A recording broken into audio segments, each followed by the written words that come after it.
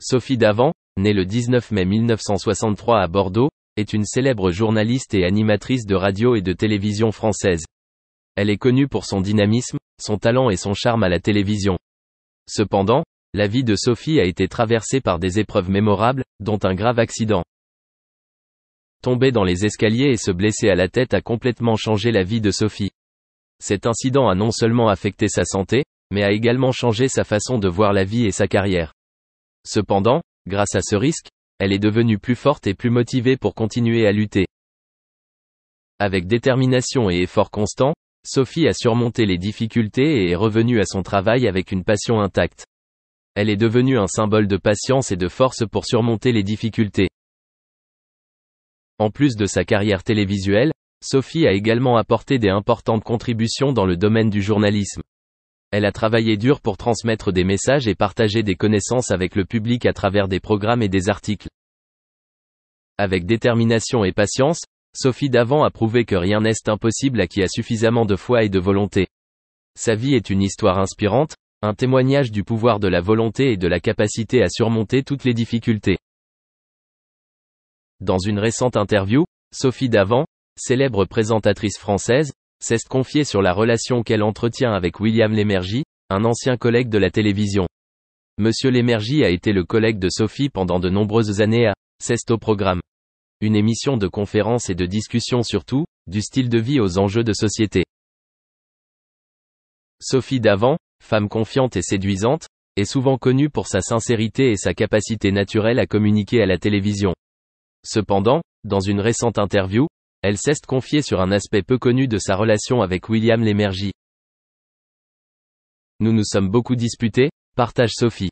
C'est inévitable lorsque l'on travaille ensemble tous les jours dans un environnement dynamique comme la télévision.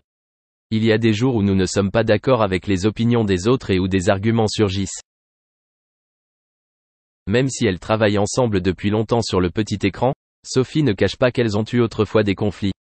Toutefois, elle a également souligné que ces arguments n'affectaient pas leur relation fondamentale. Mais cela ne représente qu'une petite partie de notre vie professionnelle commune, dit-elle.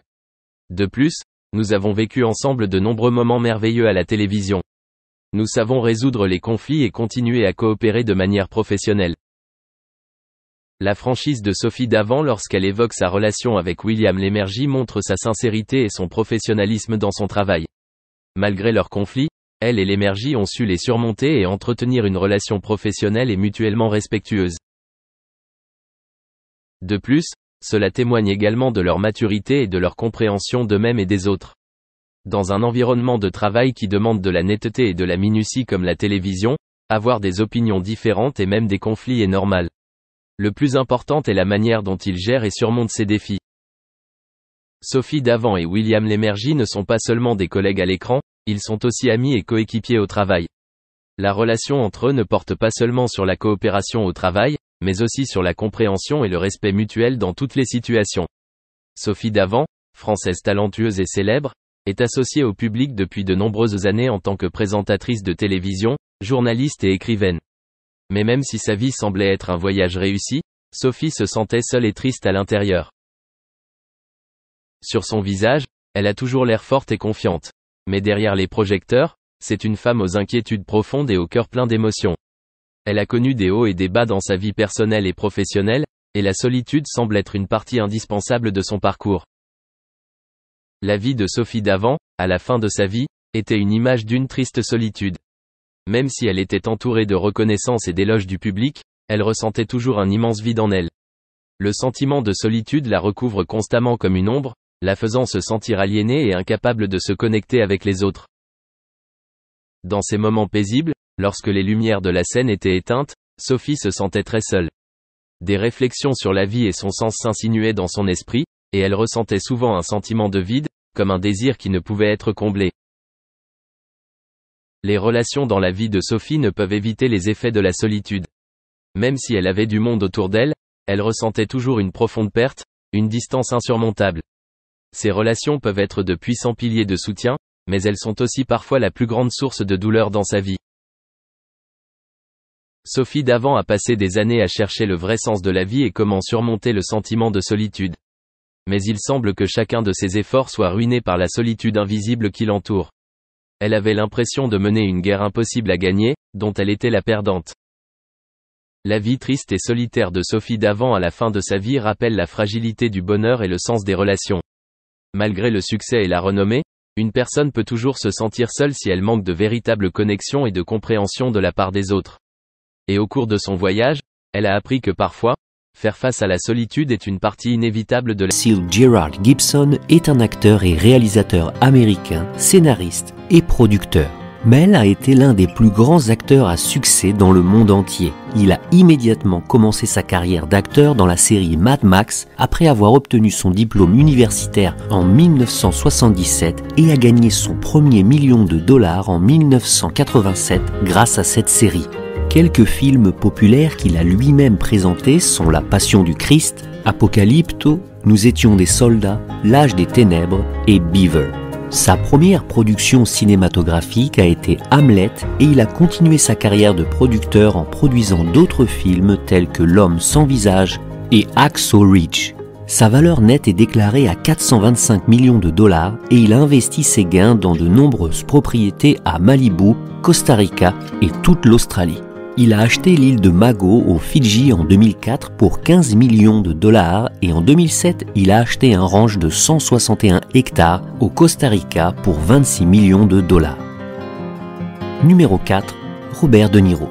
Robert Anthony De Niro est un Italien de naissance qui a construit sa carrière comme acteur, producteur et réalisateur américain qui détient la double citoyenneté américaine et italienne. Il a fait ses débuts sur scène en grande trompe dans le drame Le Magicien d'Oz, joué dans son école. Afin de poursuivre ses objectifs d'acteur, il a quitté l'école à l'âge de 16 ans et a rejoint le cinéma avec le film The Wedding Party sous les conseils de Lee Strasberg et Stella Adler.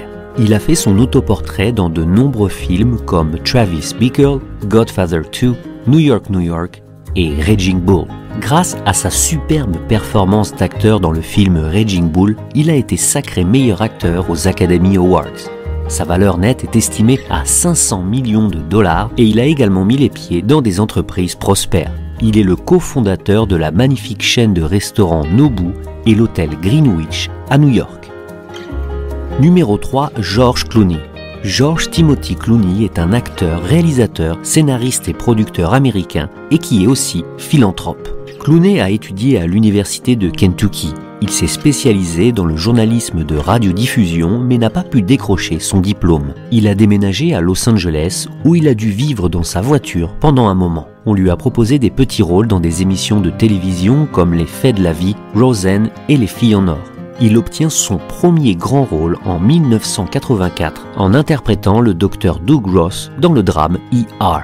Il a poursuivi sa carrière d'acteur en jouant des rôles dans de nombreux films tels que Du crépuscule à l'aube, Un beau jour, Hors de vue, Batman et bien d'autres encore. Clooney a été nominé pour 2 Primetime Emma Awards et 3 Golden Globe Awards du meilleur acteur pour le drame ER. Clooney est la seule personne de l'histoire des Oscars à avoir été nominé dans 6 catégories différentes et pour l'ensemble de ses réalisations, il a remporté le prix AFI Life Achievement Award en 2018. Il a déclaré que sa valeur nette est de $500 millions. Il possède également des maisons dans le monde entier, dont sa plus luxueuse villa située dans le lac de Como en Italie qu'il a acheté en 2002 à $30 millions. Il possède d'autres propriétés à New York, en Angleterre et dans le Berkshire. On dit que son portefeuille immobilier est évalué